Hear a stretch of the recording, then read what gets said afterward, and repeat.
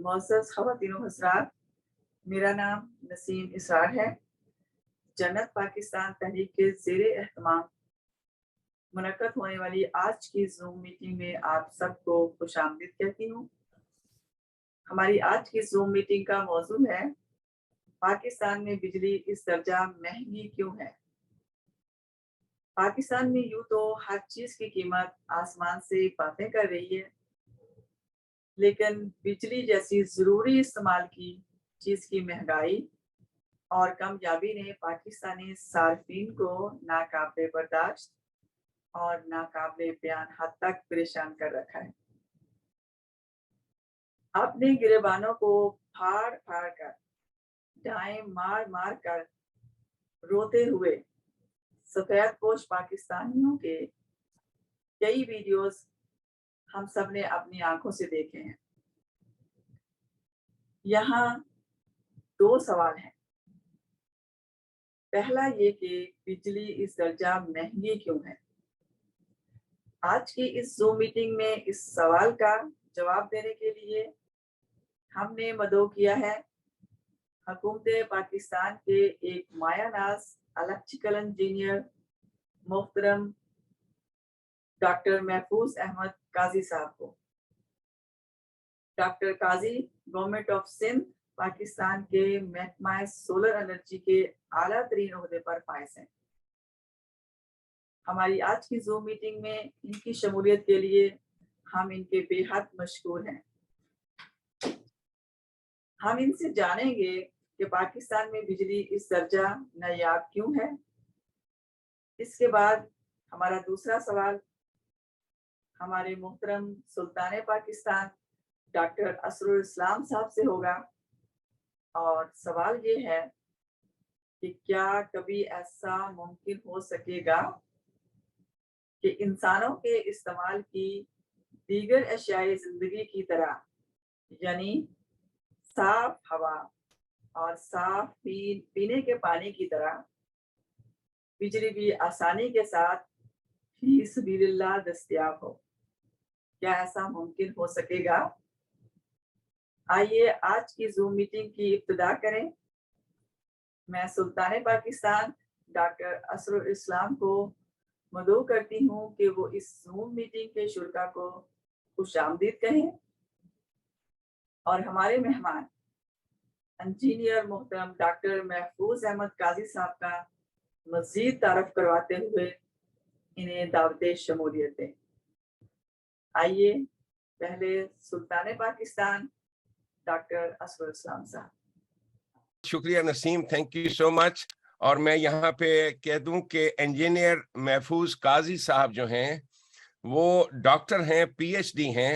ہمارے لیے بڑے فخر کی بات ہے کہ اتنے ہائیلی ایجوکیٹڈ صاحب ہماری اس محفل میں آج موجود ہیں، جو اور چونکہ وہ گورنمنٹ سرونٹ ہیں، ہم کسی قسم کی کوئی سیاسی گفتگو نہیں کریں گے جب تک وہ موجود ہیں۔ ہم نے ان سے یہ وعدہ کیا تھا کہ ہم ان کا ایک پروفیشنل ایکسپرٹ اوپینین، جنت پاکستان پارٹی ایک رجسٹرڈ پولیٹیکل پارٹی ہے، ہمیں یہ حق ہے کہ ہم اپنے ملک کے جو بہترین زعماء ہیں اپنی اپنی فیلڈ کے، ان سے ہم مشورہ لیں۔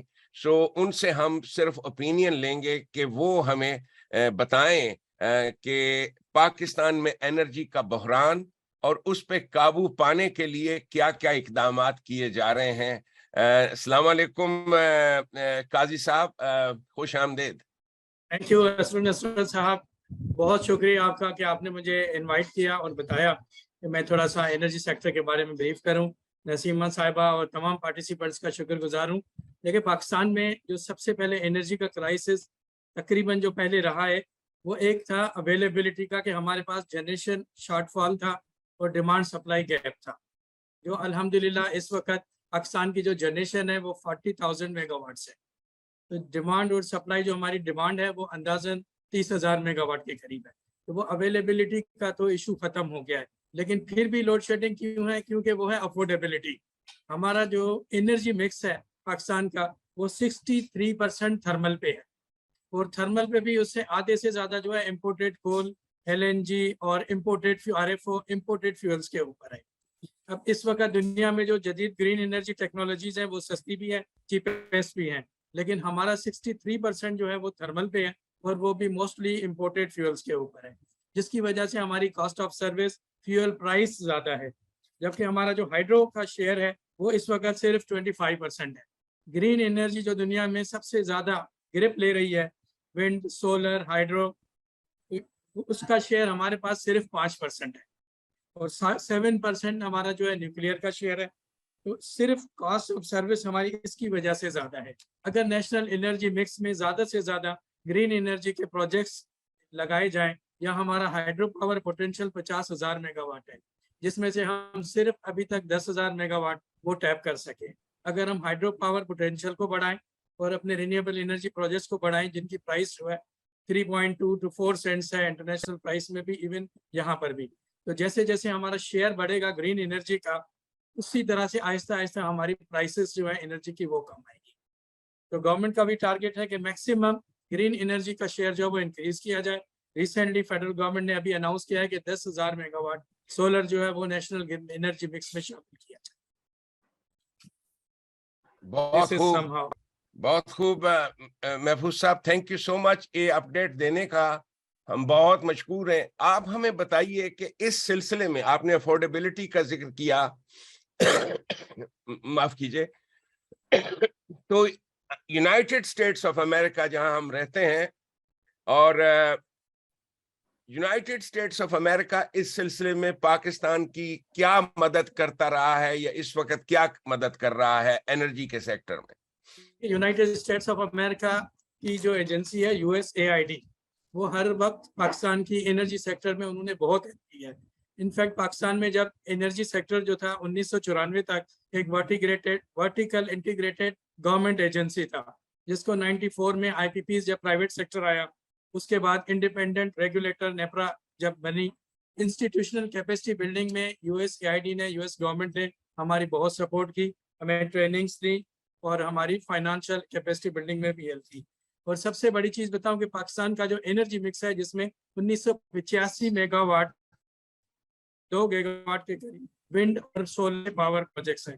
پہلی گرین انرجی کی جو گرڈ تھی 960 میگا واٹ کی جھمپیر میں، جس میں سارے پروجیکٹس جو تھے وہ ونڈ کے آنے تھے، اس کی ہمیں فائنانشیل سپورٹ USAID نے، US گورنمنٹ نے کی تھی تھرو USAID۔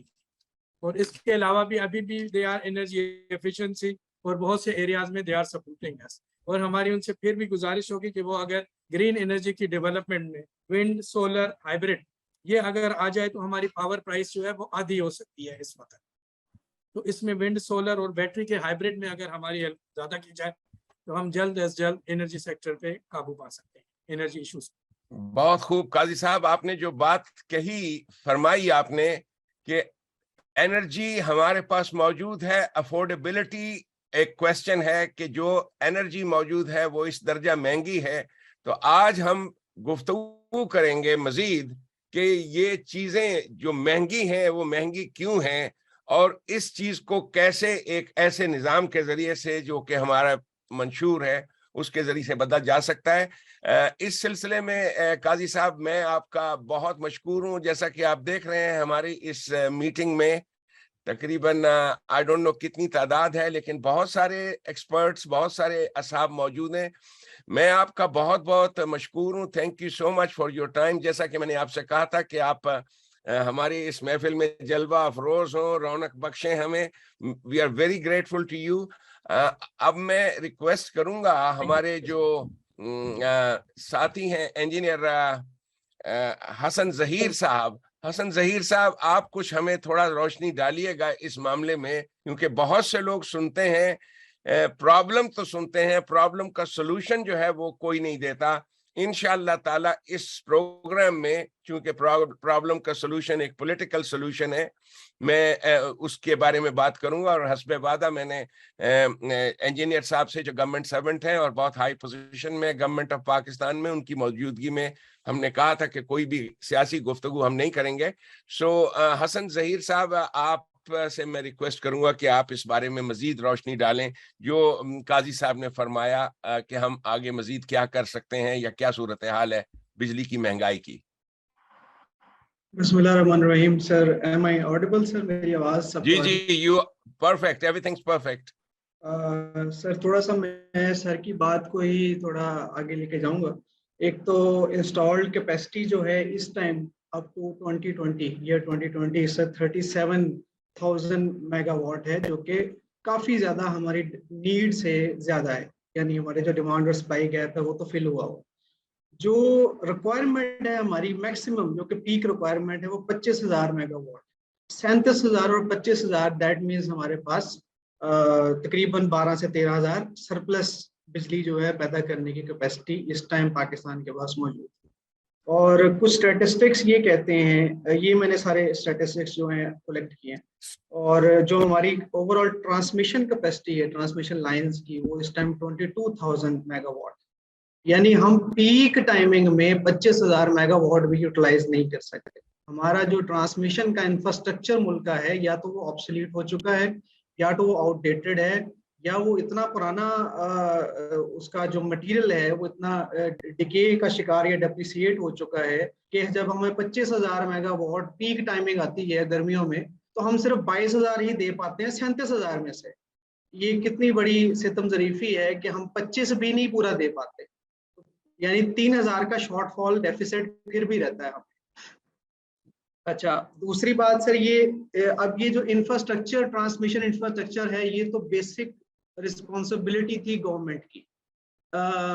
1990s में ये क्राइसिस स्टार्ट हुआ पावर का, उससे पहले कोई क्राइसिस का नामो निशान नहीं था. मेरे पास कुछ और स्टैटिस्टिक्स हैं, मैं थोड़ा सा अगर आप अलाउ करें तो मैं ब्रीफ करूं. जी जी. 60s में हम लोग सर हाइड्रो पावर में गए और हम लोगों ने डैम्स अपने तमीर किए, और उसके बाद फिर 70s में हम लोग न्यूक्लियर एनर्जी हमने इंट्रोड्यूस करवाई जो कि 4 से 5% एनर्जी ऐड करता था हमारे ओवरऑल ग्रिड में. मेजर यानी 90%, मोर देन 90% हमारी हाइड्रो पावर थी.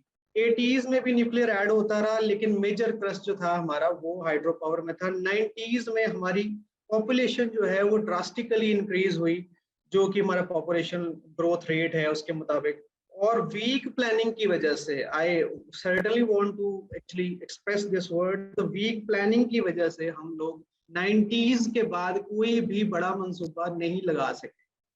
उस चीज को देखते हुए कि हमारी आबादियां जो हैं उस हिसाब से बढ़ रही है, हमारी डिमांड उस हिसाब से बढ़ रही है, वक्त बदल रहा है, तकाजे बदल रहे हैं, हम लोगों ने किसी भी बात पे गौर नहीं किया.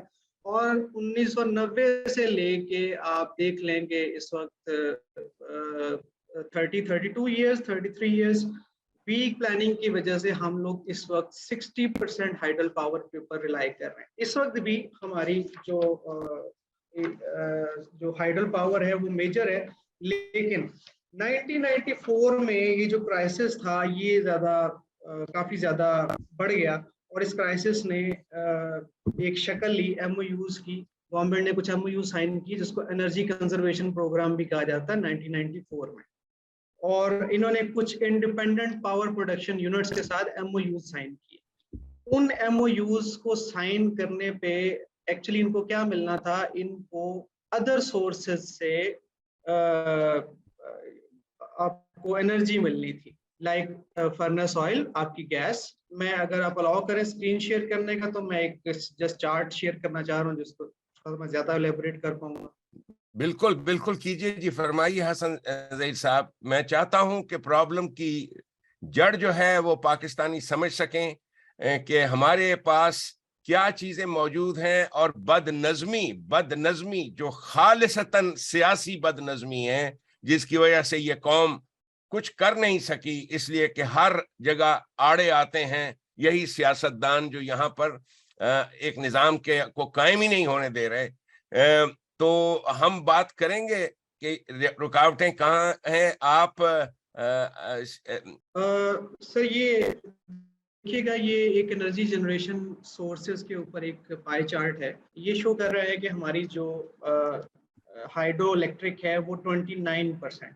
This orange colour actually depicts the hydro power electric, जो कि हमारी इस वक्त 29%.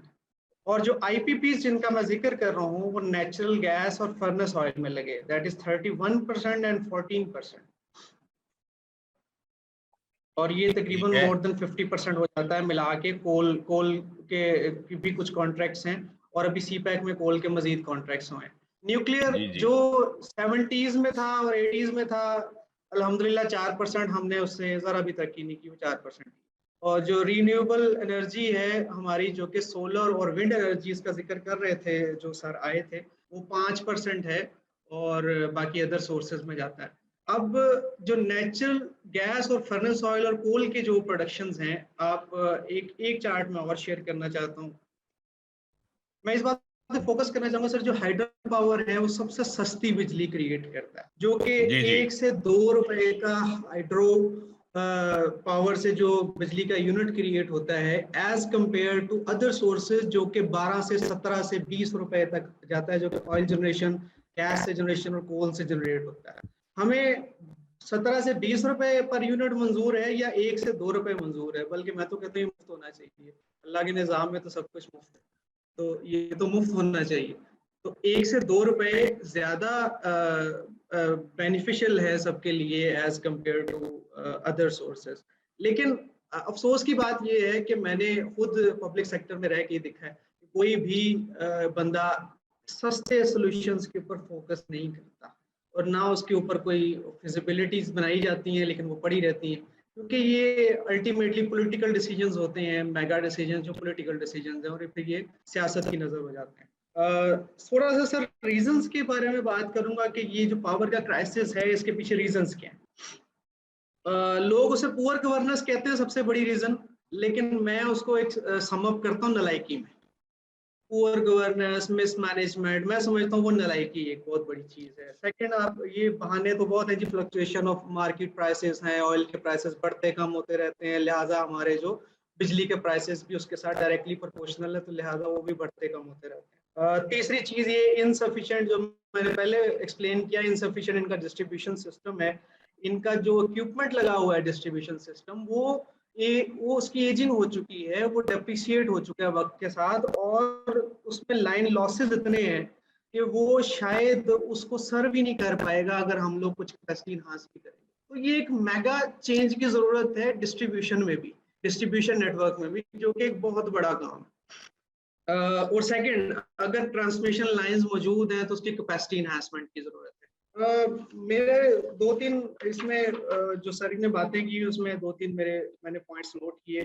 ایک تو یہ کہ یو ایس ایڈ سے یہ لوگ ہیلپ لے رہے ہیں, یہ لوگ چائنیز سے ہیلپ لے رہے ہیں, سی پیک میں کچھ کافی سارے معاہدے انہوں نے سائن کیے, لیکن الٹیمیٹلی اس میں کوئی بھی ہائیڈرل پاور پہ نہیں ہے.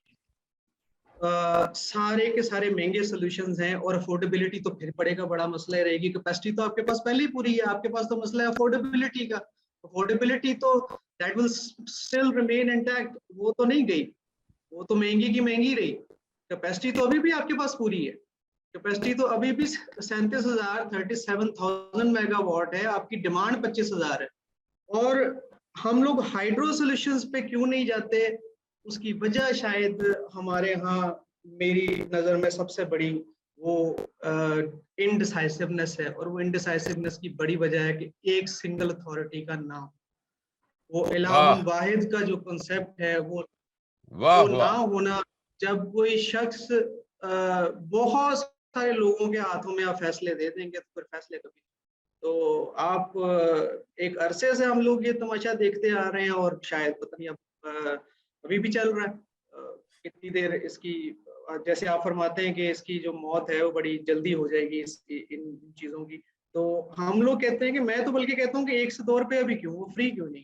تو ہم لوگ ہائیڈرو پروجیکٹس پہ کام اس لیے نہیں کرتے. جو میجر ریزن ہے نلائکی اور انڈیسائسونیس, وہ ریسنٹلی میں نے کچھ انڈیسائسونیس پہ کام کیا تو پتہ لگا کہ بہت سارے انسیکیور لوگ جو کہ ہمارے ایگزیکٹو سیٹس پہ بیٹھے ہیں, who are just slave enough to follow the instructions, who are dumb enough to think anything. ان کے پاس کوئی کریٹیکل تھنکنگ نہیں ہے, کوئی انالیٹیکل تھنکنگ نہیں ہے, وہ بس جی حضوری جانتے ہیں اور وہ وہی کرنا جانتے ہیں. لہٰذا وہ کرتے آ رہے ہیں, وہ ایک نوکری مائنڈ سیٹ ہے جو ایگزسٹ کرتا پاکستان میں, اور وہی چل رہا ہے اور وہی رہے گا, اور وہ چینج نہیں ہو سکتا. وہ ایک ہی صورت میں چینج ہو سکتا ہے جب ہم لوگ ٹاپ ہیرارکی میں سنگل اتھارٹی سسٹم لے کے آنے میں کامیاب ہو سکتے ہیں. سنگل اتھارٹی سسٹم, بہت خوب. سنگل اتھارٹی سسٹم ہر مقام پر, جس کو الہ واحد کہتے ہیں, یہی ہے سلطانی نظام. یعنی چونکہ ہمیشہ سے ہم مسائل کا حل سیاست دانوں سے پوچھتے ہیں اور سیاست دان اس درخت کو جس کی شاخ پر وہ خود بیٹھے ہوئے ہیں اسے کاٹنے کا ذکر بھی نہیں کرتے کہ لوگوں اگر اس شاخ کو کاٹ دو تو تمہارے ہاں خوشحالی ہو جائے گی. سیاست دان کبھی بات نہیں کرے گا سچائی کی. وہ یہ نہیں بتائے گا کہ ہر معاملے میں، یعنی اگر بجٹ کی ایلوکیشن ہے ایک ڈیم کے بنانے کی، میں مثال دے رہا ہوں کہ گورنمنٹ آف پاکستان 50 کروڑ روپیہ دیتی ہے ایک ڈیم کے بنانے کے لیے، اس میں سے 25 کروڑ سیاستدان کی نظر ہو جاتا ہے.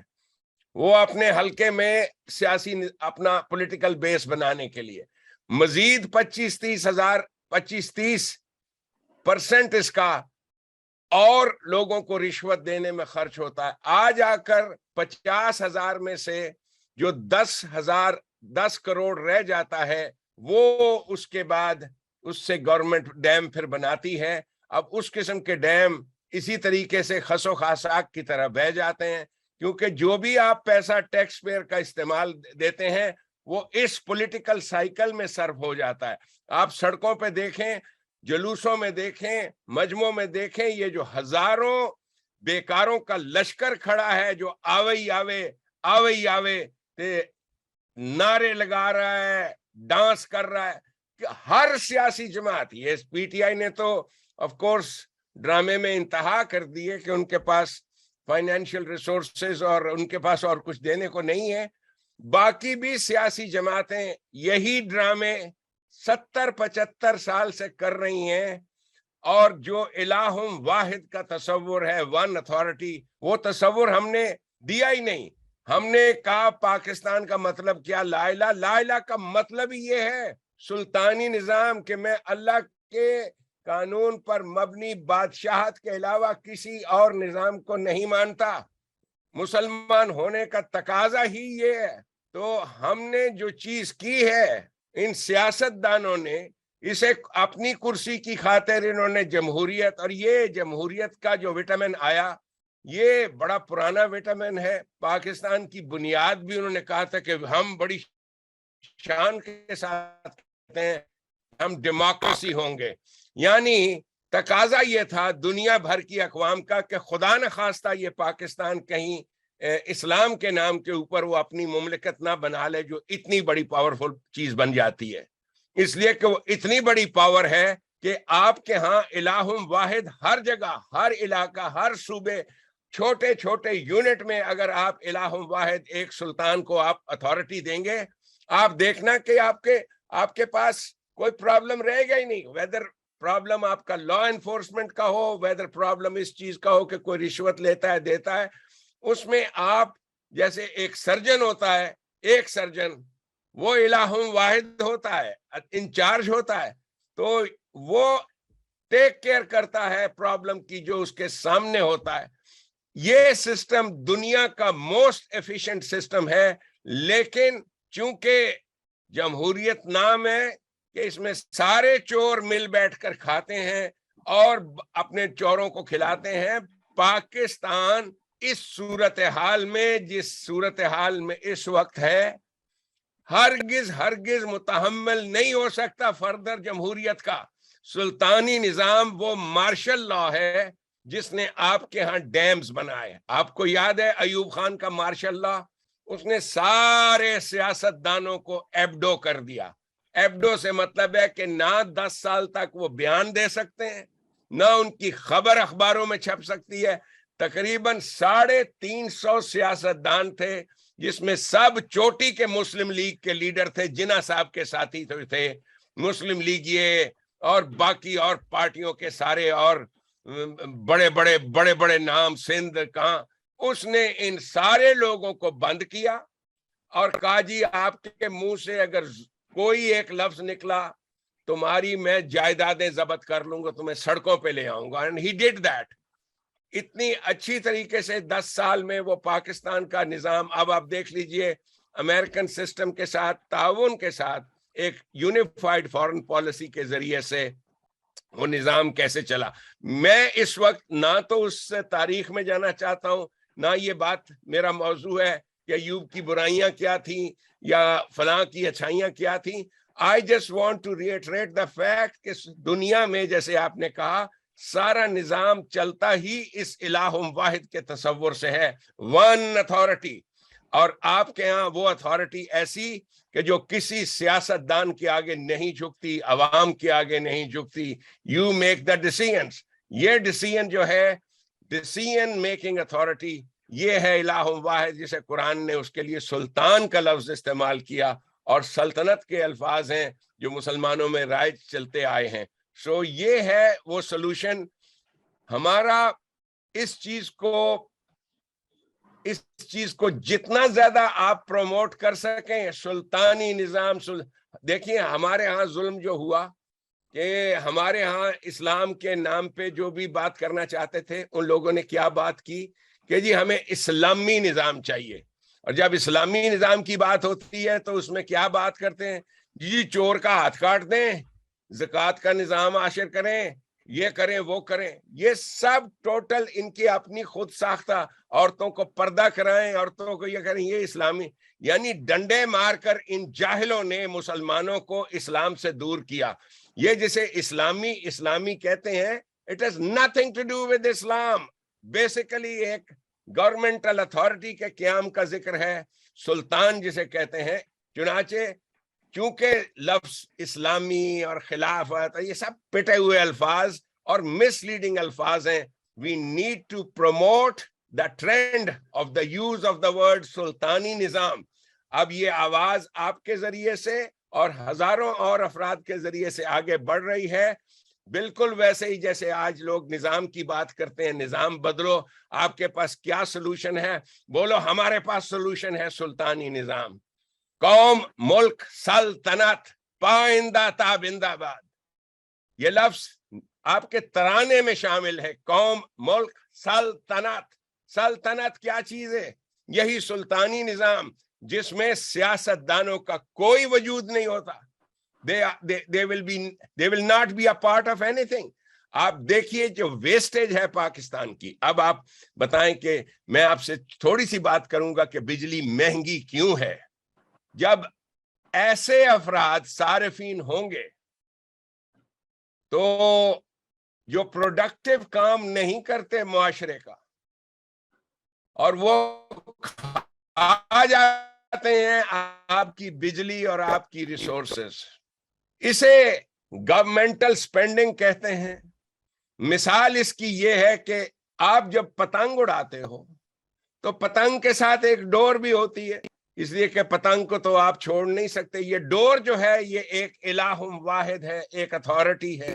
لیکن اگر آپ ڈور کو اتنا بھاری کر دیں, اتنی وزنی ڈور ہو جائے, تو پھر آپ کی پتنگ اوپر نہیں اڑے گی.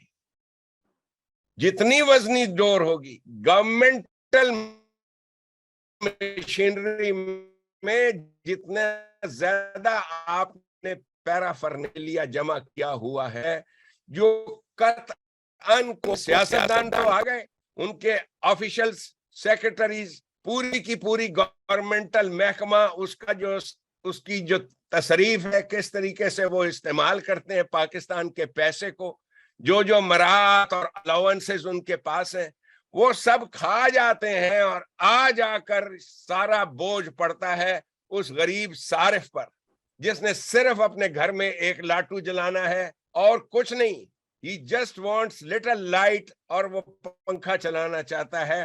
بوجھ اس پر پڑ رہا ہے, اور کھا کون رہے ہیں, استعمال کون کر رہے ہیں, یہ آپ کے بڑے لوگ. اور وہ بڑے لوگ اسی شیطانی نظام کو مستحکم کرنے کے لیے کھڑے ہیں. اب سب سے کمال چیز انہوں نے کی ہے دولت مندوں نے, کہ انہوں نے پاکستان کی جو ایلیٹ ہے اس کو قابو کر لیا, اور اس کے لیے وہ اپنا لیڈر بھی لے کر آ گئے. اب وہ پاکستان کا غریب آدمی سوچتا بھی نہیں ہے, he does not think کہ جن کے ہاتھوں اس کی عزت اور جان بکی ہے وہ آنٹیاں, کروڑ پتی آنٹیاں ہیں جو ڈونیٹ کر رہی ہیں اس پی ٹی آئی تحریک کو, یا سیاسی تحریک کو, یا کوئی بھی اور تحریک, خواہ وہ مسلم لیگ ہے یا کوئی اور. یہ جتنے انکل آنٹیاں دولت مند ترین لوگ یہ کنٹریبیوٹ کرتے ہیں, یہ سپورٹ کرتے ہیں. اور بیگانی شادی میں عبداللہ دیوانے, آپ کا یہ نوجوان جس کو بڑا اچھا لفظ ہے یوتھیا کہتے ہیں, یا اس کو کیا الفاظ استعمال کرتے ہیں, یہ بیچارہ بیگانی شادی میں عبداللہ دیوانے, اس کو ایسا بیوقوف بنایا گیا ہے کہ this stupid man doesn't even realize کہ اس ساری پارٹی کے اندر میرے جیسے لوگ کتنے ہیں جو اس پوزیشن میں ہیں, جو ڈیسیژن میکرز ہیں. تو 3.5 سال انہوں نے اس جماعت کو جو جمہوریت کا بڑا علم لے کر اٹھی تھی اس کو کر کے بھی دیکھ لیا, اور اس کے بعد کہا کہ نہیں جی اسی جمہوری تماشے کو رائج کرنا ہے, اور یہی ہمارے لیے ڈانس کرے گا. ڈانس کس کے لیے کرے گا؟ ایاک نعبد و ایاک نستعین. اب یہ ڈانس جو ہے اب کافی دیر چل گیا, لوگوں نے دیکھ لیا, اور اب ان کے سامنے یہ نظام ہے جس میں بدترین مہنگائی, بدترین بد نظمی, جسے جہنم کہا ہے, عذاب علیم. علیم کسے کہتے ہیں؟ یہ عربی دان ہمارے پاس بیٹھے ہیں, بہت بڑے عربی دان جن کی مادری زبان عربی ہے. عورتیں جو کسی کی میت پر آہو بکا کرتی ہیں, رونے کی آواز, اس کو علیم کہتے ہیں. یہ جو رونے کی آواز آپ کو 24 گھنٹے پاکستان کے ہر چینل سے آتی ہے, جس کو سپریس کرتے ہیں لوگ, کہتے ہیں یار یہ نہ دکھاؤ. ہم بھی کہتے ہیں, ہمارے جو بہت سارے واٹس ایپ گروپس ہیں, ہم کہتے ہیں یہ مت دکھاؤ. ہماری عورتیں بچے دہل جاتے ہیں. علیم, روتے ہوئے میت کے اوپر روتے ہوئے جو آہو بکا ہے, اس کو علیم کہتے ہیں. یہ ہے وہ نظام جس میں آپ کو یہ چیز ملتی ہے. روندے رہو تے آنکھو جی تبدیلی آ نہیں گئی ہے, آ رہی ہے یا آ گئی ہے. اور اس طریقے سے آپ کو اس کام میں لگایا ہوا ہے. میں اس سے زیادہ بات نہیں کروں گا. میں چاہوں گا صدام حسین جنرل سیکرٹری ہیں جنت پاکستان تحریک کے, محترمہ نسیم صاحبہ کو کہیں جانا تھا تو انہوں نے مجھ کو ٹیکسٹ کیا ہے کہ ان کو اپنے بزنس کے سلسلے میں کہیں جانا تھا ارجنٹلی, وہ تشریف لے جا چکی ہیں. میں چاہوں گا صدام حسین اس بارے میں بجلی کے بحران کے اوپر کیسے قابو پایا جا سکتا ہے, بجلی مہنگی کیوں ہے, اور کیسے اس نظام کے تابع جہاں ساری مین پاور استعمال کی جائے گی ٹو کنزرو انرجی, اس کنزرو انرجی کا فنڈامنٹل پرنسپل وہی ہے جو آپ اپنے گھر میں استعمال کرتے ہو, کہ آپ کے پاس اگر آمدن 1 لاکھ روپیہ ہے تو آپ کتنے چوکیدار رکھو گے, اور کتنے باورچی رکھو گے, اور کتنے ڈرائیور رکھو گے, اس لیے کہ سارا گزارا تو اسی میں کرنا ہے آپ نے, اس 1 لاکھ آمدن میں. اسی طرح سے پاکستان کا بجٹ بھی اس انداز سے, اسی کو ایفیشنسی کہتے ہیں, کہ ہم نے وہاں صرف کرنا ہے جہاں سے ہمیں فائدہ ہو. یہ سوچ جو مفاد عاجلہ ہوتی ہے اس کے پاس نہیں ہوتا. وہ جو عجل کی پوجا کرتے ہیں کہ ہمیں تو یار بس درشنی طور پر کوئی نہ کوئی بھلا چاہیے, تو جو عجل کی پوجا ہے اس میں امیڈیٹ گینز, انسٹنٹ گریٹیفیکیشن, اس کی طرف جاتے ہیں سیاستدان, اور آپ کو بتاتے ہیں کہ گھبراؤ نہیں, عنقریب سب کچھ ٹھیک ہو جائے گا.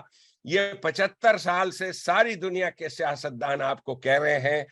جس دن سلطانی نظام کا پہلا جھنڈا گڑ گیا اسلام آباد میں اور سلطنت پاکستان قائم ہوئی, میں بحثیت سلطان پاکستان کے اور اس نظام اور تحریک کے بانی کے, میں آپ کو گارنٹی دیتا ہوں, یہ جہاں چیز ہے کیا, لوح و قلم تیرے ہیں.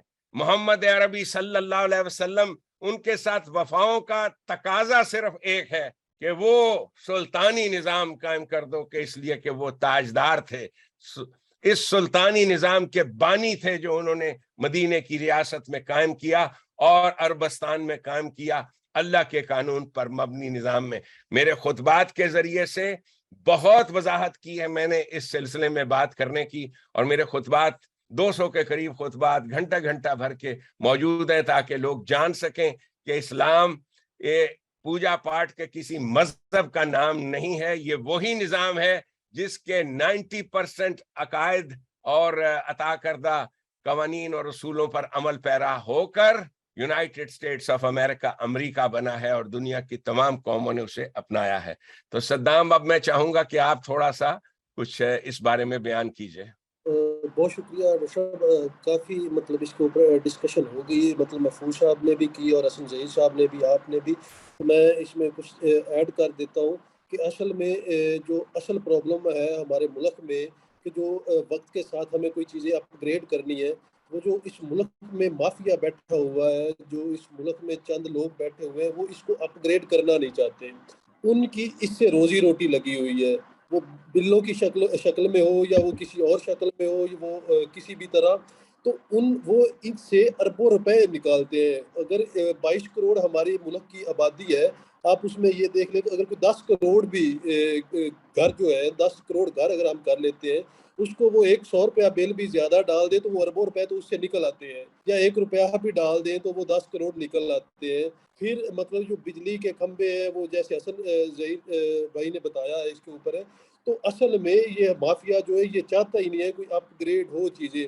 जिस तरह सिंध में कोई हवा से वो जो एनर्जी जो है प्रोड्यूस करते हैं, वहाँ से भी इन्होंने मतलब उसके ऊपर भी वो या तो नाकाम हुए, मीडिया में तो ये आया कि जी वो नाकाम हो गए, अब नाकाम हुए हैं या नाकाम किया गया है। तो ये अभी आप ये सोलर एनर्जी की अगर हम बात करें तो लाहौर के अंदर जो सोसाइटीज़ हैं, डिफेंस की अगर मैं बात करूं, तो अगर आप अपने घर के ऊपर भी सोलर एनर्जी का सिस्टम लगाते हैं तो आपको उस पर 50,000 लाख या 1.5 लाख रुपए उस हिसाब से सोसाइटी को पे करने पड़ते हैं। हालांकि आपने लगाना अपनी छत के ऊपर है, अब जितने का वो सिस्टम लगना है उसके ऊपर आपको वो उनको भी पे करने पड़ेंगे। जी वो किस लिए लगा, आप अपने घर में रहे। तो असल में ये जो माफिया है, ये जो बड़े बैठे हुए हैं, ये चाहते ही नहीं है कि इस मुल्क में कोई अपग्रेड कोई चीज़ें हो। ये चाहते हैं कि इसी तरह निज़ाम चलता रहे और हमारी जेबें जो है भरती रहे, हमारी जो औलादें हैं वो अरबों खरबोपति होती रहे, ये कौम जाए भाड़ में। पिछले दिनों ये बात हो रही थी, बल्कि ग्रुप में भी हम कर रहे थे, ये सलाब जदगान की। मुझे किसी दोस्त ने कहा, किसी ग्रुप पे कहा कि जी आप सलाब जदगान की इमदाद क्यों नहीं कर रहे? तो मैंने कहा कि जनाब ये रियासत की जिम्मेदारी है। मैंने उनसे पूछा कि कितने करोड़ लोग बेकार हुए? उसने कहा 2 करोड़। मैंने कहा इसमें 2 लाख लोग चले जाए इस्लामाबाद, मैं देखता हूँ ये रियासत किस तरह मतलब करती है। मतलब ये रियासत की जिम्मेदारी। मैंने कहा कि हम लोग सारे अपने गुर्दे भी बेच दे, जिस्म के इजाब बेच दे, अपना सब कुछ भी बेच दे, तो हम एक हफ्ते का उनका राशन नहीं पूरा कर सकते। तो ये रियासत की जिम्मेदारी होती है ये चीज़ें करना। तो हम जो है इसके ऊपर अपना इनपुट दे सकते हैं, इसके ऊपर बात कर सकते हैं, डिबेट करा सकते हैं। तो असल में ये ज़रूरी है कि जो अभी हमारे दोस्त भी सुन रहे हैं, जो जिनको बिजली के बिल का और चीज़ों का मसला है, तो इसका सबसे बेहतरीन ये हल है कि हमें गवर्नमेंट को प्रेशराइज करना है, वो सिस्टम को अपग्रेड करे, जिसकी वजह से बिजली जो है कुछ तो ज़ाया हो रही है और कुछ इस तरह के मसले मसाइल पैदा हो रहे हैं। तो ये रियासत को जो है, रियासत को सोचना है, और रियासत तब सोचेगी कि जब हम उसके ऊपर प्रेशर डालेंगे, जब हम उनके ऊपर बात करेंगे और हम इस रियासत को बताएंगे कि सुल्तानी निज़ाम क्या है। सुल्तानी निज़ाम वो सुल्तानी निज़ाम नहीं है कि जो उस्मानिया दौर का था या उससे पहले जो चलती आई रियासतें, वो नहीं, ये वो सुल्तानी निज़ाम, ये वो सल्तनत की बात करते हैं जो 20वीं 21वीं सदी की निज़ाम होगा, जो इस मौजूदा जो सदी है इसके ताबे होगा, इस तरह का निज़ाम होगा। तो हम इसकी बात करते, हम उस निज़ाम की नहीं। मतलब अगर सुल्तानी का लफ्ज़ आ जाता है तो सल्तनत का मतलब ये नहीं है कि हम 100 साल पीछे चले गए, कि जब दूसरी जंग अज़ीम में सल्तनत ख़त्म हो गई थी और ये सारी मतलब जमहूरियत आ गई थी, तो हम वो वाली की नहीं बात करते। हम जदीद सुल्तानी निज़ाम की बात करते हैं, उसमें सब कुछ जदीद होगा। तो हमें ये लोगों को, हम साथियों को यही मैं कहूँगा कि हमें ये मैसेज लोगों तक पहुँचाने की ज़रूरत है कि ये माफिया जो है, इस माफिया के चुंगल से आज़ाद होने के लिए हमें खुद को आगे लाना है, हमें बहादुरी से आगे आना है। ये ना सोचिए दुनिया में जितनी भी तहरीक है, आप पढ़ ले, तारीख पढ़ ले, तो उसमें चंद लोग होते हैं जो इनकलाब लेके आते हैं। तो मैं दूसरी तरफ जा रहा हूँ, मतलब बिजली से निकल के जा रहा हूँ, इनकलाब की तरफ आ रहे थे। तो बेसिकली मैं इनको बात को ख़त्म करता हूँ। तो इस सारी जो सारे मसाइल का जो हल है, वो यही हल है कि हमें इस जो निज़ाम है इसके ख़िलाफ़ लड़ना है, और इस निज़ाम से जब तक हम अपनी जान नहीं छुड़ाएंगे, ये बिजली अभी आज 25-27 रुपये यूनिट है, तो कल ये 30 हो जाएगी, परसों ये 35 हो जाएगी, और आप लोग नहीं बोलेंगे। آپ لوگ کبھی بھی نہیں بولیں گے، کیونکہ آپ چاہتے ہیں بس کوئی بھی مسلط ہے تو وہ ہوتا رہے. تو ہمیں جو ہے ایسے نظام کے اوپر لعنت بھیج کے اگلے نظام کی طرف بڑھنا ہے. اور ڈاکٹر صاحب کا جو سوچ ہے، جو ان کی نظریہ ہے، جو انہوں نے ہمیں وہ اپنا ٹائم چھوڑ کے ہمیں ٹائم دیتے ہیں، جو گروپس میں مطلب اتنے گروپس میں ہوتے ہیں، ہر جگہ پہ نظر آ رہے ہوتے ہیں، تو ہمیں اس بات کو لوگوں تک پہنچانا ہے. اسی میں آپ کا بجلی کا بھی مسئلہ حل ہے، آپ کے پانی کے مسئلے بھی حل ہیں. اس میں سارے مسئلے کا حل اسی میں ہے کہ ہم اپنے اپنے جگہ پہ رہ کے جدوجہد کریں.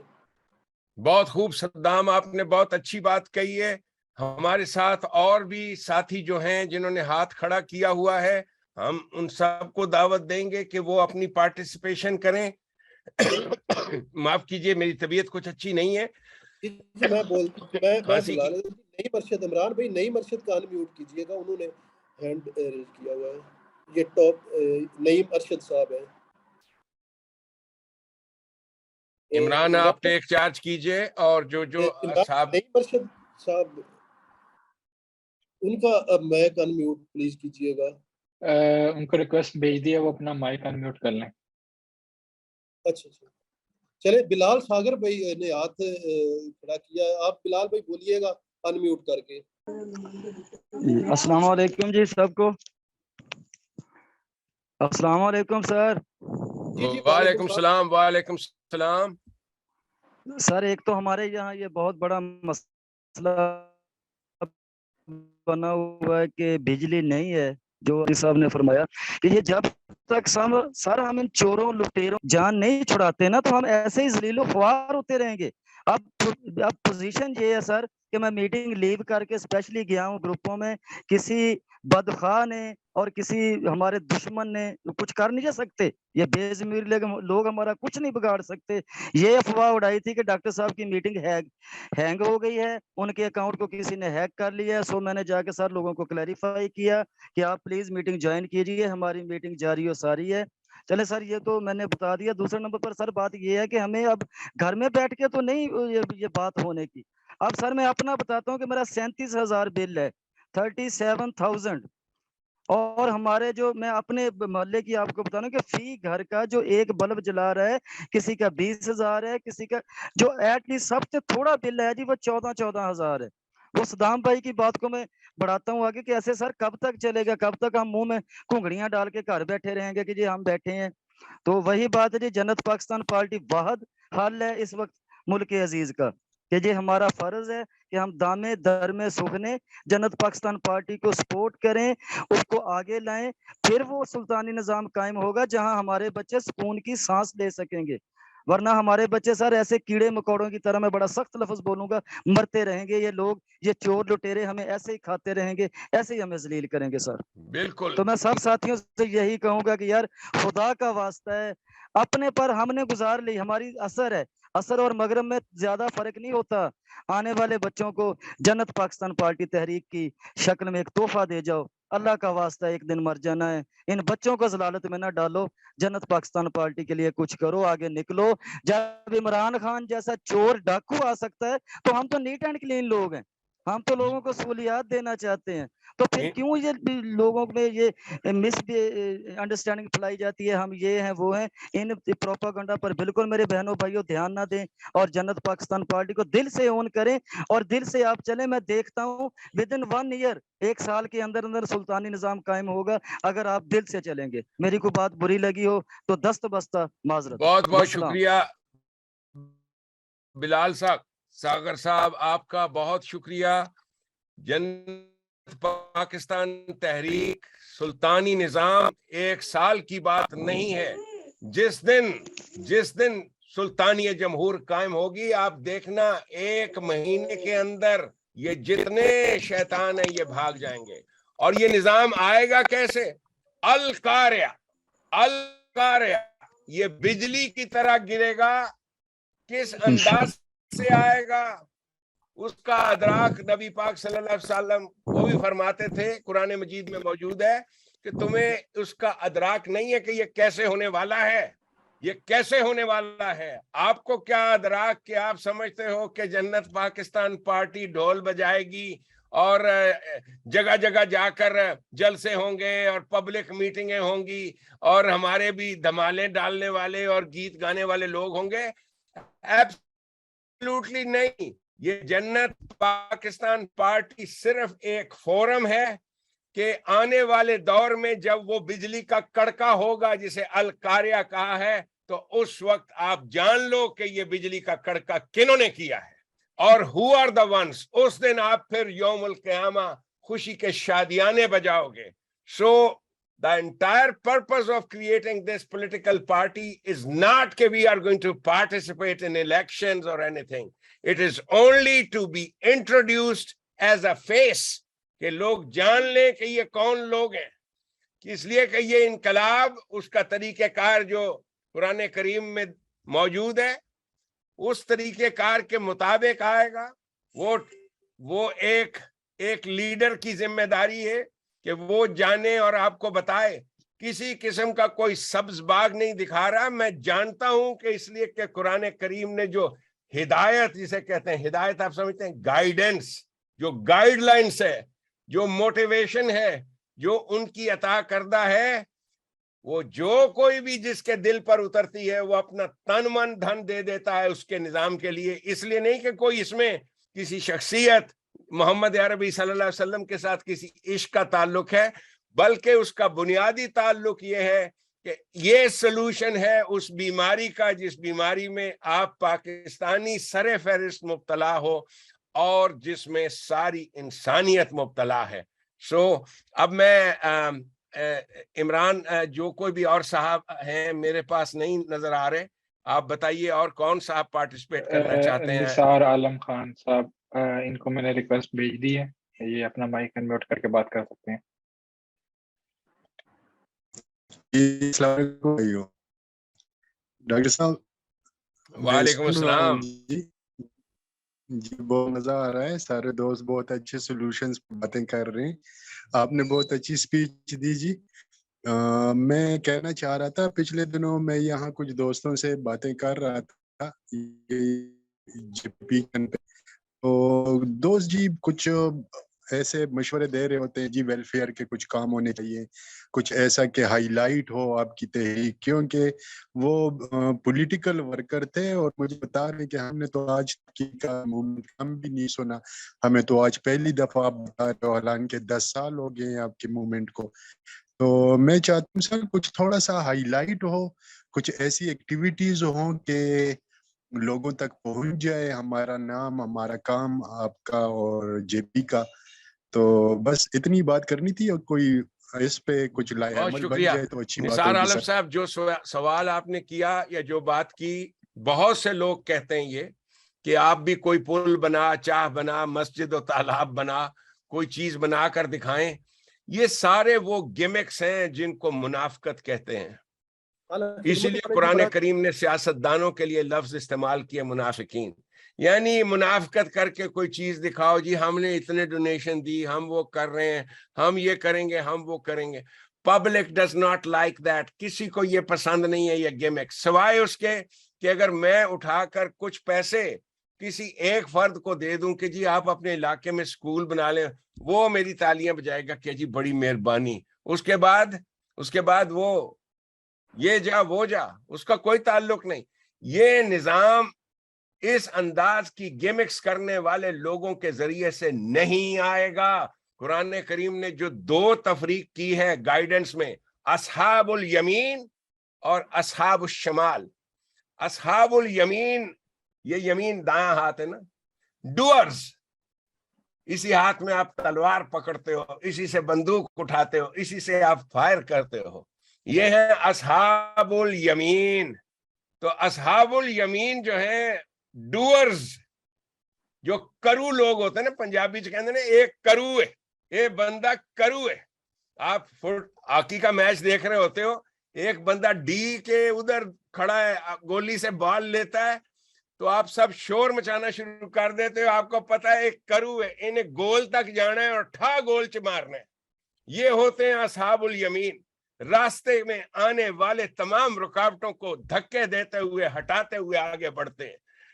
یہ جو اصحاب الیمین ہے ان کی تو بہت تھوڑی سی تعداد چاہیے جو پکے سچے ہوں، اور اس میں نہ صرف یہ کہ اس انداز سے وہ آئے گا، میں اس کو الیبوریٹ نہیں کر رہا اور دانستہ نہیں کر رہا، اس لیے کہ کوئی بھی آدمی اللہ کی چال نہیں بتاتا کہ اللہ کی چال کیا ہے. We don't want to disclose that.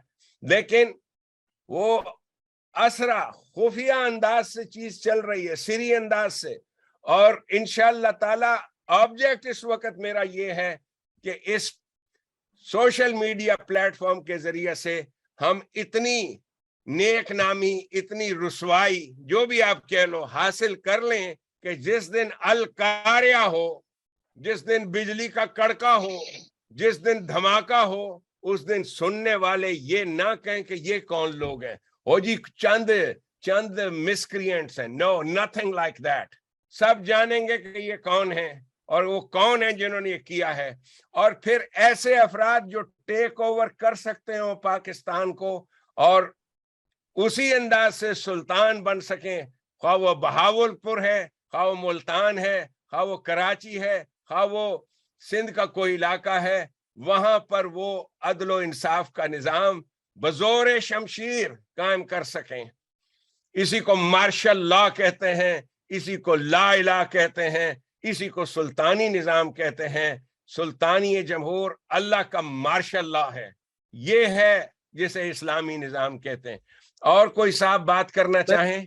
میں ڈاکٹر صاحب اس میں ایک چیز ایڈ کرنا چاہ رہا تھا کہ اگر ہم فلاحی کاموں کو دیکھیں تو ایدی صاحب نے بہت زیادہ کام فلاحی کیے، لیکن ان کی الیکشن میں ضمانتیں ضبط ہوتی رہی ہے.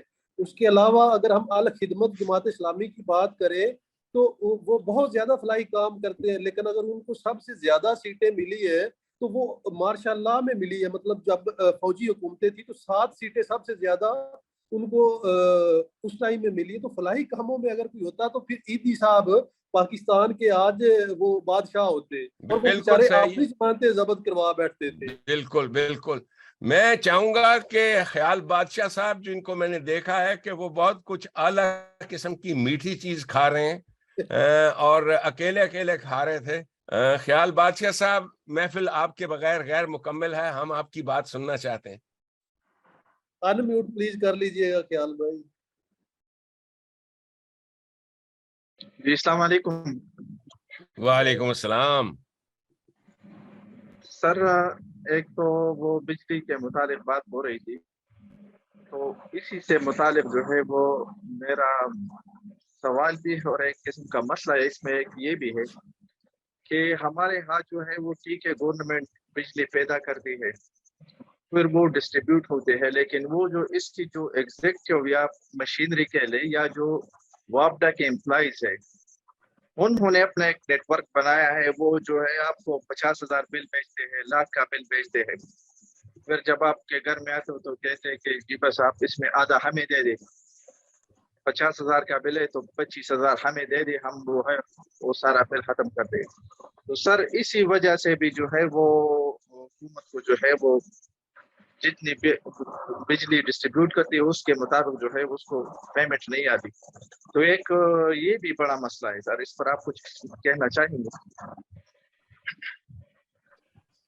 بالکل. یہ دیکھیے مس مینجمنٹ جس کو آپ اچھی طرح سے جانتے ہیں، ایگزیکٹو اتھارٹی مس مینجمنٹ، ہمارے پاس ہمیشہ سے یہ چائلڈش قسم کے سلوشنز ہیں کہ جو مجرم ہیں ان کو سزا دی جائے، ان کو بالوں سے پکڑ کر جیل میں ڈالا جائے، ان کو کوڑے مارے جائیں. آپ دیکھ لیجئے کہ جتنے بھی جرائم ہیں کرپشن کے نام کے اوپر جو بھی ہیں، ان سب کی سزائیں تو موجود ہیں، سب کچھ موجود ہے. ہر قسم کے جرم کی سزا موجود ہے، زنا سے لے کر چوری تک سب کی سزا. تو اس کی کیا وجہ ہے کہ رکتے نہیں؟ انسان یہ جرائم رکتے ہیں، ایفیشنسی لائی جاتی ہے تغیر نفس کے ذریعے سے. ایک ایسی لیڈرشپ جو اپنے اوپر یہ فریضہ لے ایجوکیشن کا، یزکیہم، ٹو ایجوکیٹ them، ان کی صلاحیتوں کی نشو و نما کرے. یزکیہم ویعلمہم الکتاب، ان کو قانون کے بارے میں تعلیم دے، انہیں بتائے کہ یہ نظام کیا ہے. یہ یہ ہے بنیاد ایک ایسی لیڈرشپ کی. اور اس کے لیے پھر لیڈرشپ ایسی چاہیے کہ لیڈرشپ بغلیں جھانکنے والی نہ ہو بلکہ ٹرانسپیرنٹ ہو. یہ جو آپ کے سامنے سیاست دان ہے، خواہ وہ مریم نواز ہے خواہ عمران خان ہے، ان کو 1 گھنٹے کا انٹرویو میرے ساتھ کریں ٹرانسپیرنٹ انداز میں. میں چیلنج دے رہا ہوں پچھلے 13 سال سے ان سیاست دانوں کے کہ آؤ 1 گھنٹے کی، کہ تم جو چاہو اسرار الاسلام کے بارے میں، اس کی ذاتی زندگی سے لے کر، اس کی پرسنل لائف سے لے کر، اس کی خاندان سے لے کر، ہر سوال کر لو، کسی سوال پر پابندی نہیں. 1 گھنٹہ نہیں 2 گھنٹے. اور اس کے بعد جو لیڈرشپ قائم ہوتی ہے وہ ایک باپ کی لیڈرشپ ہوتی ہے کہ ہم اس باپ کو اچھی طرح سے جانتے ہیں کہ اس کی حیثیت کیا ہے. ہم نے جو لیڈرشپ قائم کی ہے وہ ایک بت ہے، ایک بت جو بولتا نہیں ہے، جو اتنا بڑا اس کو بنا دیا گیا ہے، خان صاحب، خان صاحب، کپتان صاحب، خان صاحب، خان صاحب، کپتان صاحب، کپتان صاحب، خان صاحب. This is what we have created کہ جی آپ ان کے ساتھ بات کریں. اور بابا میں اس کی توہین نہیں کر رہا، میں کہتا ہوں اپنے اس بت کو میرے سامنے لاؤ، کبھی اس کو بولو کہ یہ ایک ڈاکٹر ہے امریکہ سے، ایک سائیکائٹرسٹ ہے جس نے اپنی زندگی کے 45 سال انٹرویو کرنے میں لگائے ہیں، پیشنٹس کو بات کرنے میں. 45 سال میں نے اور کچھ نہیں تو 4,50,000 سے زیادہ پیشنٹس کے ساتھ انٹرویو کیا ہے، بات کی ہے. میرا انٹرویو وہ ہوتا ہے جو تشخیص کرتا ہے، چھپا آپ کچھ نہیں سکتے.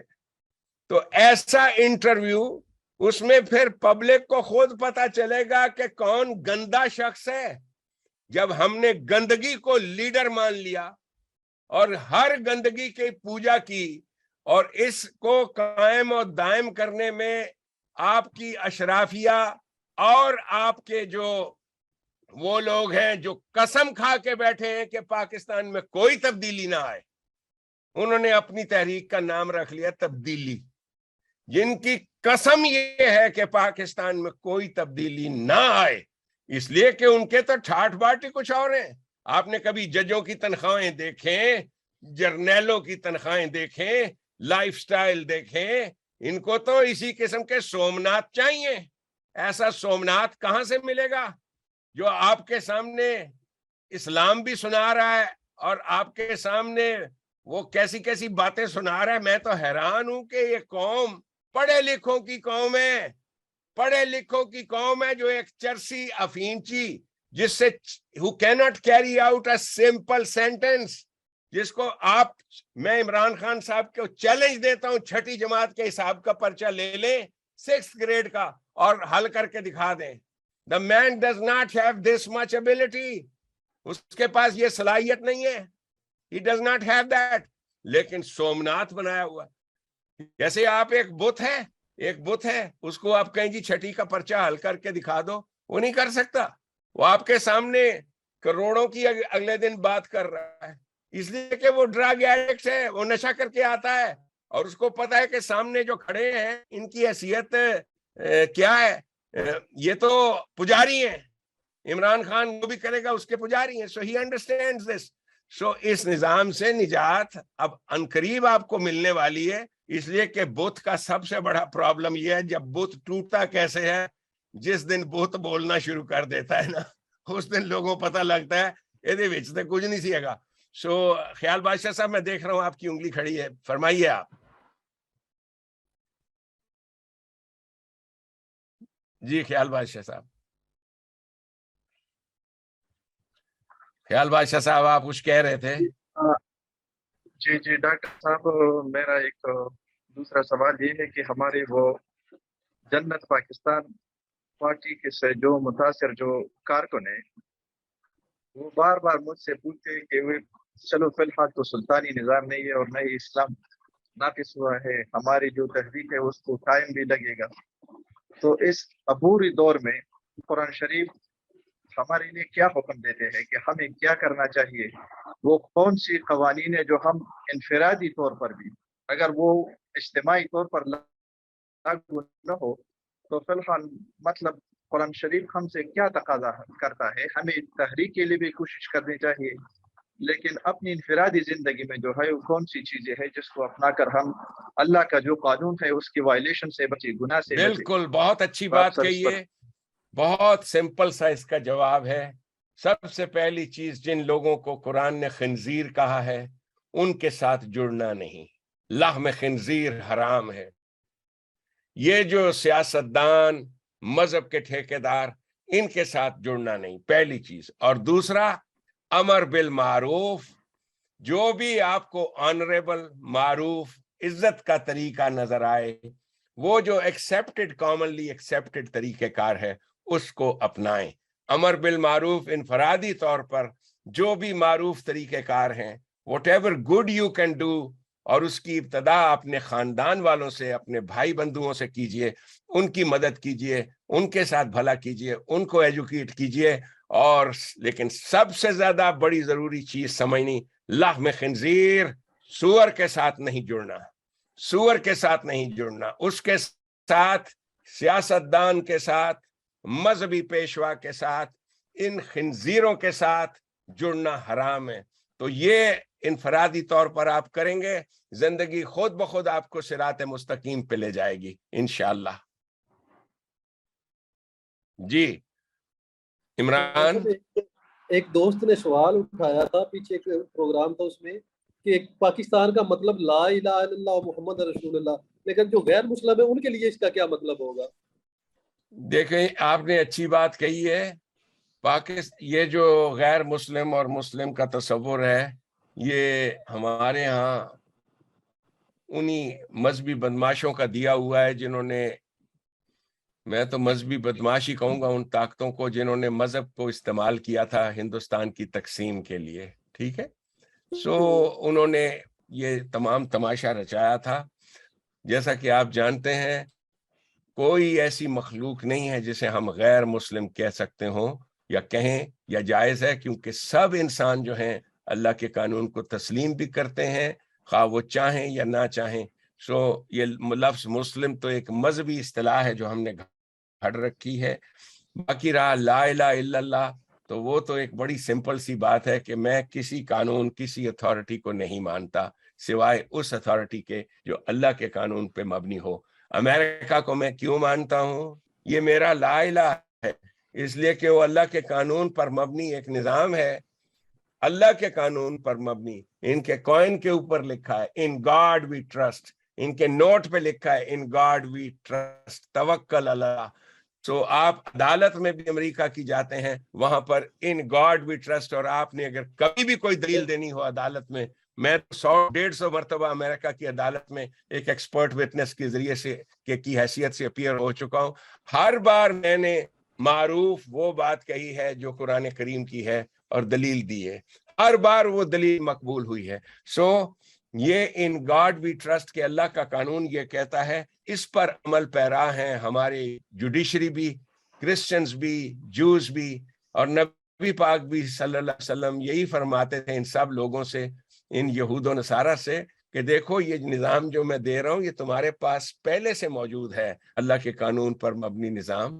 तो इस खुदा को, अल्लाह को आप भी मानते हो, सब कुछ सिर्फ ये है कि इसको मानना उस वक्त होता है जब उसकी हुकूमत के ताबे आप जिंदगी गुजारने के लिए राजी हो, और उनको मोमिनीन कहते हैं। जो तो चुनाचे वमिनन नास मन यक़ुलु आमन्ना बिल्लाहि व बिल यौमिल आखिर व मा हुम बिमुमिनीन, लेकिन वो मोमिनीन नहीं बनना चाहते, वो मोमिनीन नहीं है। वो कहते हैं हम अल्लाह को भी मानते हैं, आखिरत को भी मानते हैं। यही आपको पाकिस्तान में भी लोग मिलेंगे कि जी हम अल्लाह को मानते हैं, हम सब कुछ मानते हैं, आखिरत को भी मानते हैं, सारा कुछ। वहाँ हम बेमोमिनीन, वो मोमिनीन नहीं है। क्या है, क्या वजह है? जो अल्लाह का निजाम कायम नहीं करते। युखादिउल्लाह, वो मखौल कर रहे हैं अल्लाह के साथ, मजाक कर रहे हैं अल्लाह के साथ, नाम ले रहे हैं, हंसी कर रहे हैं, मजाक कर रहे हैं। उतना दिली मखौल है कि जी अल्लाह को मानते हो, अल्लाह को मानते हो। अल्लाह को मानने का कोई मतलब ही नहीं है जब तक आप मोमिन नहीं बनते, अल्लाह के कानून पर मबनी निज़ाम हुकूमत के मानने वाले। سو وہ تمام افراد ان کے لیے صدام جو آپ نے بات کہی بنیادی چیز سب کے لیے یہ دروازہ کھلا ہے ایکویلٹی کا، ایکول اپرچونٹی کا، رزق کی مساوی تقسیم کا، اس میں کوئی تفریقی نہیں ہے مذہب کی۔ ہاں جہاں تک مذہبی رسومات اور عقائد وغیرہ ہیں، خواہ وہ شیعہ ہیں، خواہ وہ سنی ہیں، یا جو بھی ان کے مذہب ہیں، یا کرسچنز ہیں، جو بھی، آپ اپنے مذہب کو پرائیویٹلی کریں۔ پرائیویٹلی جو بھی آپ کی زندگی ہے، جیسے امریکہ میں ہے، پرائیویٹلی کا مطلب ہے جیسے آپ باتھ روم میں پرائیویٹلی جاتے ہو، آپ پاٹ کے اوپر اکڑوں بیٹھتے ہو، یا انگریز کی طرح بیٹھتے ہو، یا کرسی کی طرح بیٹھتے ہو، وہ آپ کا پرائیویٹ مسئلہ ہے، کنڈی بند ہے۔ آپ کھڑے ہو کے پیشاب کرو، بیٹھ کے کرو، آپ کا پرائیویٹ مسئلہ ہے۔ اسی طرح سے مذہب آپ کا پرائیویٹ مسئلہ ہے۔ یہاں میرے ارد گرد کتنے چرچ ہیں، کبھی کسی کی آواز بھی نہیں آئی ان چرچوں میں سے کیا کون جا رہے ہیں، کیا کر رہے ہیں۔ ہمارے ہاں صرف مذہب کو بدماشی کے طور پہ استعمال کیا جاتا ہے۔ تو یہ چیز ختم کرنی ہے ہمیں پاکستان سے، تو یہ ایک بنیادی چیز ہے۔ جی محمد عوام گاڑی روک کے سوال کرنا چاہ رہے ہیں۔ شکریہ بہت بہت۔ جی جی السلام علیکم، میری آواز آ رہی ہے اب تک؟ جی جی بالکل آ رہی ہے، کلیئر آواز آ رہی ہے۔ شکریہ بہت بہت مجھے موقع دینے کا۔ سب سے پہلے تو سلطان پاکستان، السلام علیکم سر۔ بہت آج وعلیکم بہت السلام۔ ہینڈسم دکھ رہے ہیں آپ، آج بہت ہی ہینڈسم دکھ رہے ہیں آپ، ماشاء اللہ سے۔ اور اللہ تعالیٰ آپ کو صحت دے اور آپ کی طبیعت صحیح رکھے۔ ایک دو کرنی تھی، جیسے آپ نے کہا عمران خان اور یہ دوسرے جو ہے، میں جب ہم لوگ بڑے ہو رہے تھے اس وقت بھٹو صاحب کا اس طریقے کا بت بنا کر لوگوں نے ہم پہ مسلط کیا ہوتا۔ تو وہ ایک شعر ہے، پرستش کی عادت کہ ہے بت تجھے، زہ بندگی ہم خدا کر چلے۔ تو ہم نے خدا بنا کے رکھا ہوتا ہے ان لوگوں کو۔ بھٹو جی جیے بھٹو، ہم لوگ تو سلام بھی بھول گئے تھے، ہم لوگ جیے بھٹو سدا جیے کہتے تھے۔ یہ حالات کرتے تھے ہمارے ذہنوں کے اندر، وہ اس طرح کی کیلیں ٹھوک دی گئی تھی۔ تو دوسری بات میں مختصراً یہ کہنا چاہوں گا کہ یہ جو سلطانی نظام کا انقلاب آپ لانا چاہ رہے ہیں، تو اس کے لیے ایک سجیشن کے طور پہ میں کہہ رہا ہوں، چھوٹا منہ بڑی بات، کہ ہم کیوں نہ پہلے ایک چھوٹی سی بستی سے ابتدا کریں، ایک پاکستان کے اندر ایک ایسی بستی بنائیں جہاں پر ہم لوگ ایک سلطانی نظام قائم کریں، تاکہ لوگ دیکھ سکیں کہ ہے کیا سلطانی نظام، ہم کہہ کیا رہے ہیں، اور وہاں پر حکیم الصلاۃ کا نظام قائم کریں، آپ کی سلطانیت کا اعلان کریں وہاں سے، اور اس تمام جو ہے ہم لوگ ریسورسز اس پہ مرکوز کر کے پھر وہاں سے جو ہے اس کو ایکسپینڈ کریں۔ بالکل عوان صاحب، بہت عمدہ بات آپ نے کہی۔ وہ بستی بھی میرے پیش نظر ہے، اور اس بستی کا حصار بھی ہمارے سامنے ہے۔ آپ کسی وقت جنت منزل لاہور تشریف لائیں، آپ کو نظر آئے گا چاروں طرف اس کے دیوار ہے، بہت بڑا ایکریج ہے۔ اور انشاءاللہ تعالی جس وقت یہ مسکرا رہا ہے میرا شیر، میرا بیٹا صدام حسین، اس کو سب پتا ہے کہ یہاں کیا ہونے والا ہے جنت منزل میں۔ اور انشاءاللہ تعالی یہ بستی لاہور میں انشاءاللہ تعالی ایسے، اور جس وقت یہ نعرہ لگے گا، یہ سب منتظر ہوں میں، چند چیزوں کا انتظار ہے۔ اس کے بعد انشاءاللہ تعالی آپ دیکھنا، جس پروانے کے اندر یہ صلاحیت ہے کہ اس نے جل کے مر جانا ہے، اس کو کوئی روک نہیں سکتا۔ اور جس کو یہ شعور ہے کہ زندگی جو ہے وہ ایک بہت ہی ٹیمپرری سی چیز ہے، اس میں سبیل اللہ کی خاطر جو کوئی بھی اپنی جان دیتا ہے وہ دوام پاتا ہے۔ یہی تعلیم ہے نبی پاک صلی اللہ علیہ وسلم کی، اور یہی حقیقت بھی ہے۔ جو لوگ they never die who die for a great cause، یہ انگریز کہہ رہے ہیں۔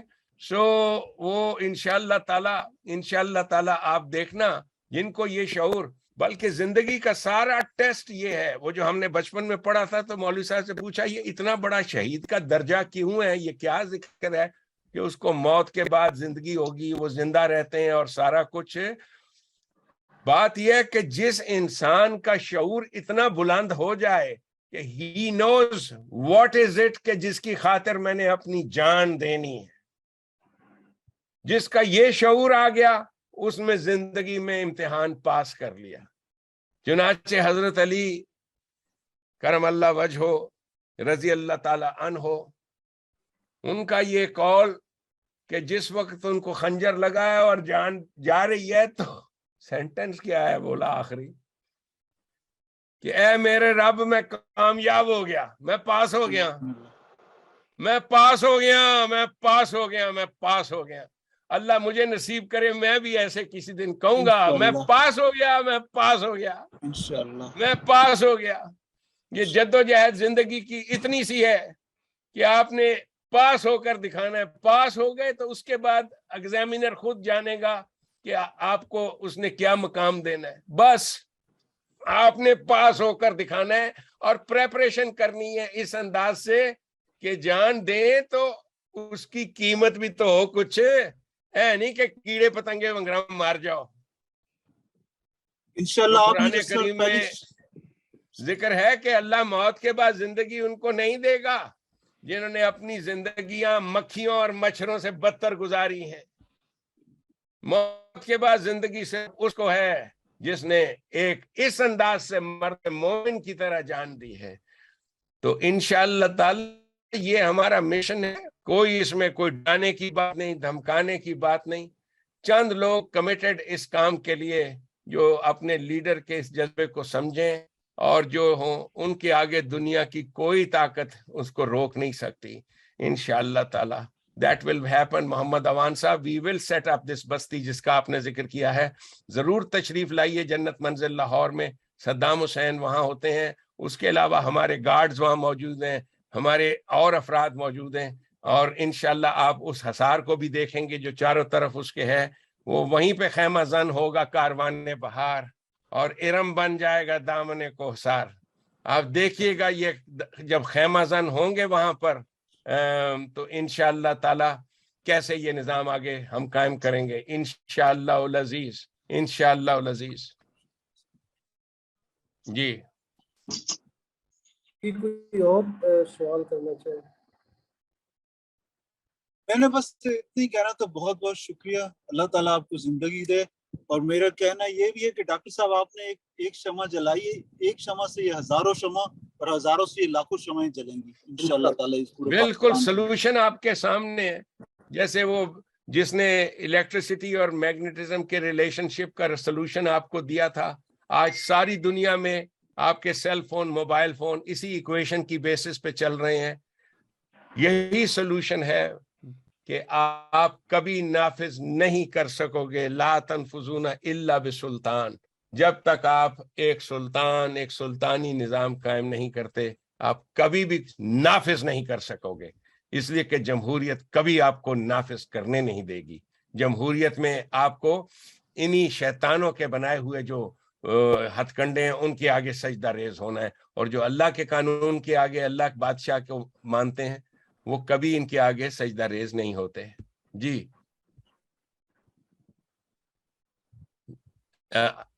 عباسی صاحب you're looking very good today as always.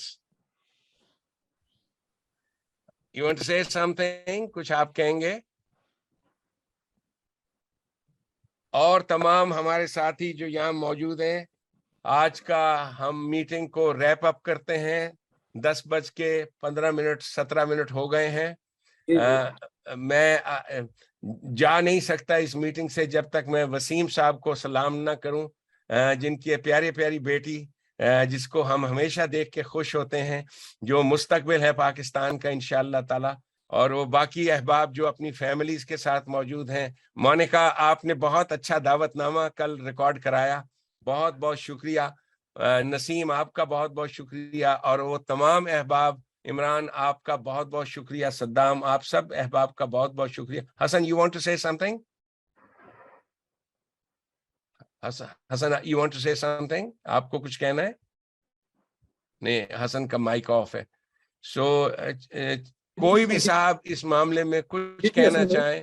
ہم نے اپنی بات واضح کر دی ہے، بہت اچھے طریقے سے بینات کلیئرلی پیش کی ہیں، سچائیاں آپ کے سامنے.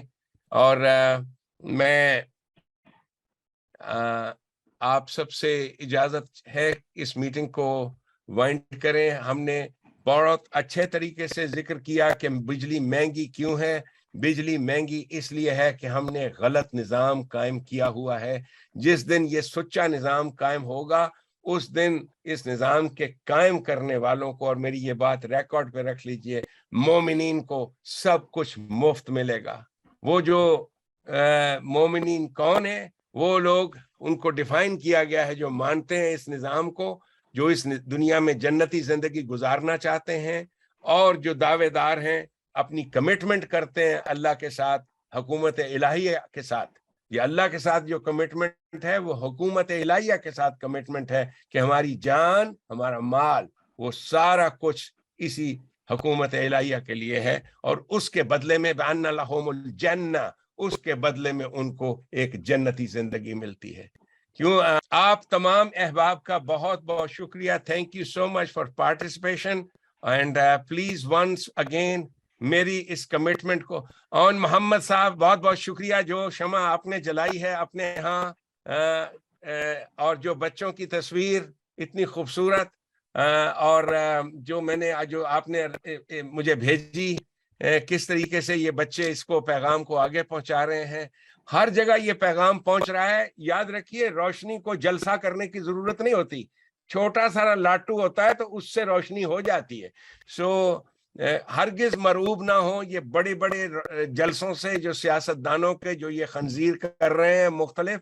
Do not be impressed by them, nothing. जिस दिन अल कारिया का वक्त आएगा उस दिन आप देखना कैसे कैसे ये पतंगों की तरह उड़ जाएंगे, पतंगों की तरह उड़ जाएंगे, नजर भी नहीं आएंगे इंशाअल्लाह ताला। आपका बहुत बहुत शुक्रिया। रब्बना तकब्बल मिन्ना इन्नका अंतस समीउल अलीम।